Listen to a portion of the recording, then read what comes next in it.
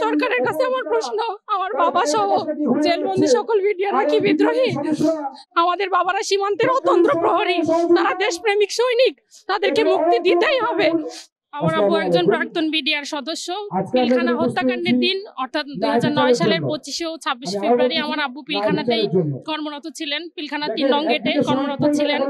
আমার বাবা একজন নিরপরাধ বিডিআর সৈনিক, তিনি দেশপ্রেমিক একজন মানুষ, তিনি কিভাবে বিদ্রোহী হতে পারেন? সরকারের কাছে আমার প্রশ্ন, আমার বাবা সহ জেলবন্দি সকল মিডিয়ারা কি বিদ্রোহী?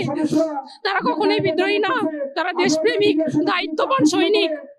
আমরা বিডিআরদের মুক্তি চাই। বিগত 16 বছর ধরে চরম অত্যাচার, নিপীড়ন, রিমান্ডে নিয়ে আমাদের বাবাদেরকে অসুস্থ করে ফেলা হয়েছে।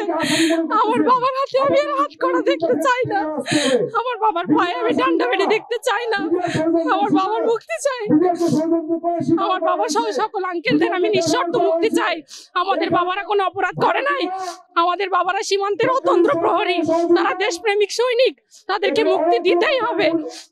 আমি চাই বিগত 16 বছর ধরে যে অত্যাচার নিপীড়ন হয়েছে এটা সমাপ্তি ঘটুক।